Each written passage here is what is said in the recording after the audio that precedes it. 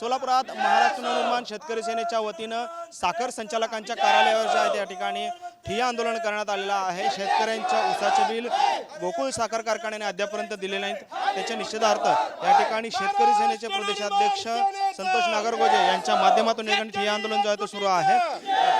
नक्की काय मागणी आहे, कशासाठीचं हे आपलं ठिय्या आंदोलन आहे, काय मागणी करताय?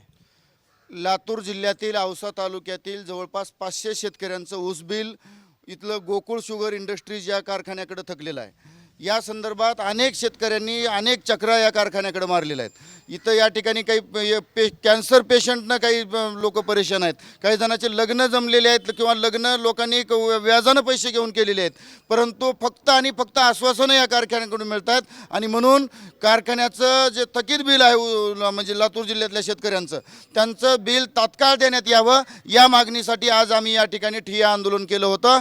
जर समजा 8 दिवसाच्या आत आम्हाला शेतकऱ्यांना पैसे मिळाले नाहीत तर महाराष्ट्र नवनिर्माण सेना कारखान्याची सुद्धा तोडफोड केल्याशिवाय राहणार नाही। कोण आहेत कारखान्याचे संचालक आणि त्यांच्याशी तुमचं बोलणं झालं का किंवा त्यांच्याकडून काय आश्वासन येते वारंवार? दत्ता शिंदे म्हणून कारखान्याचे चेअरमन आहेत, त्यांनी मला फोनवरती बोलले। त्यांनी मला सांगितलं की आम्ही 8 दिवसात शेतकऱ्यांचे पैसे देऊ। इथं साखर सहसंचालकांनी सुद्धा त्यांना पत्र दिले आता आमच्या समोर की तुम्ही 8 दिवसामध्ये शेतकऱ्यांचे पैसे द्या। आता त्यांनी जे आश्वासन दिलं आहे त्याप्रमाणे आम्हाला 8 दिवसात पैसे पाहिजेत, कारण पूर्व इतिहास पाहता या लोकांना फक्त शेतकऱ्यांना वेड्यात काढण्याचं काम या लोकांनी केलेलं आहे। त्याच्यामुळं तात्काळ आम्हाला शेतकऱ्यांना पैसे पाहिजेत, अशा प्रकारचे आम्ही या ठिकाणी तुमच्या माध्यमातून त्या प्रशासनाला विनंती करतोय। शेतकरी देखील आहेत ज्यांचे बिलं थकलेले आहेत। मामा, तुम्ही कुठले आहात आणि काय नक्की तुमची अडचण आहे? मी बिरवली तालुका औसा जिल्हा लातूर या गावचा आहे रहिवासी। माझ्या लहान भावाचा ऊस इथं आलेला आहे आणि ती 2 महिन्यापूर्वी एक्सपायर झाला आहे। त्याची 8, 9, 10 वर्षाची लेकरं आहेत लहान लहान। त्या लेकरावानी जगायचं कसं? 8 महिने ऊसाचे पैसे यांच्याकडे थांबलेत। मग तुम्ही या संदर्भात मग अधिकाऱ्यांना किंवा संबंधित फोन केला तरी फोन उचलत नाहीत। ह्यांनी काय तर 10 वेळेस तारखा दिल्या, 10 तारखेला टाकतो, 5 तारखेला टाकतो, 15 तारखेला टाकतो, तारखावर तारखाचा पैसा रुपया दिला नाही आणखी। लहान लहान लहान लहान लेकरं आहेत त्याची। तुम्ही काय सांगाल? शेतकरी आहे आमच्या ज्याच्या नावावर ऊस गेलाय त्या शेतकऱ्याला कॅन्सर झालाय।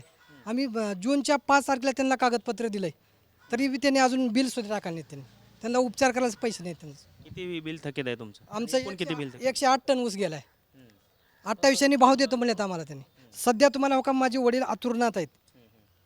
साधारण 3 लाख रुपये बिल आहे। पण मग तुम्हाला त्यांनी काय आश्वासन दिलं काय? तुम्ही जी मागणी केली 30 तारखेला देतो, 15 तारखेला देतो, तारखावर तारखा, दुसरं काही नाही। त्यांनी फोन तर उचलत नाहीत, फोन तर कधीच उचलत नाही।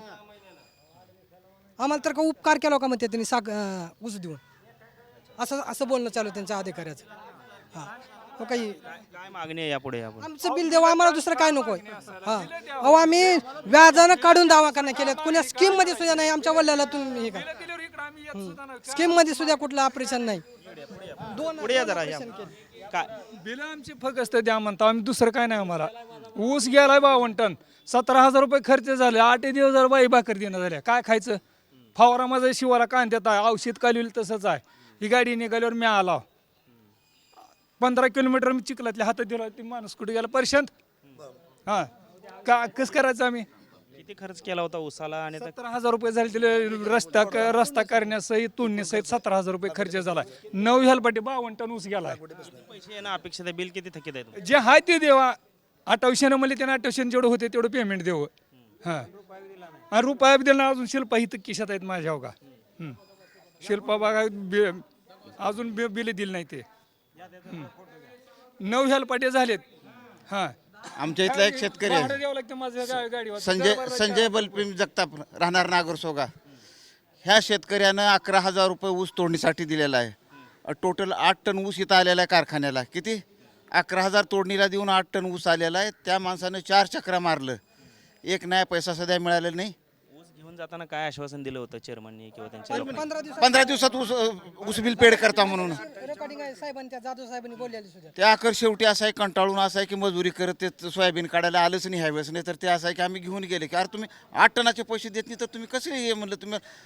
हां, 200-300 टन असलं ठीक आहे त्याचं, हे पण हे 8 टन 10 टन झालं, ह्याने एवढं खर्च करून असं आहे की ते अक्षरशः शेतकऱ्याची वाट लागलेली आहे। एवढं असं आहे की वर्षभर त्याला पिकाला असा जोपासणी करून ह्याने असं आहे की दुसऱ्याच्या गळ्यात जाऊन ह्यानं अजिबात इतकं निर्लज्जपणा मला तर काय आवडायला हेच नाही. आमच्या लेकराच्या ॲडमिशनसाठी केवळ इकडे ऊस आल्यामुळं एकतर ॲडमिशन आमच्या घरी लेकरं बसली, ह्यांची लेकरं घरी बसते ती का?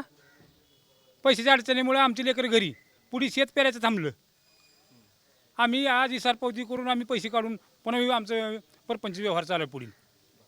आणि ह्यांच्याकडे 10 वेळेस आलं तर 1000 वेळेस आम्ही म्हणलं काही शेतकरी जावं घेऊन अडकवली, मारा चक मारा म्हणली तुम्ही, आत्महत्या करा ना पेट्रोल अंगावर ओतून मारा. आम्ही आम्हाला काय असं बोलले हो चक असे बोलली अंगावर. संचालक आणि कर्मचारी राठोड म्हणून आहे, चौघ जाधव म्हणून एक आहे आणि शिंदे.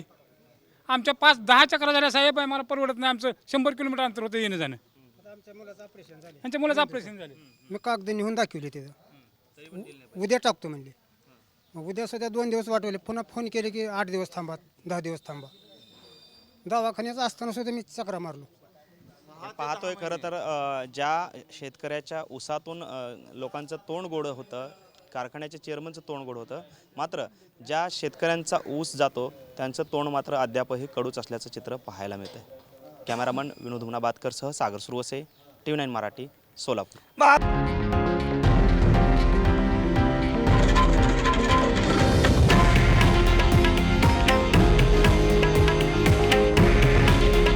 हे आहे देशातील नंबर 1 न्यूज नेटवर्क आणि आपण पाहत आहात TV9 मराठी. काळजी तुमची, हित महाराष्ट्राचं.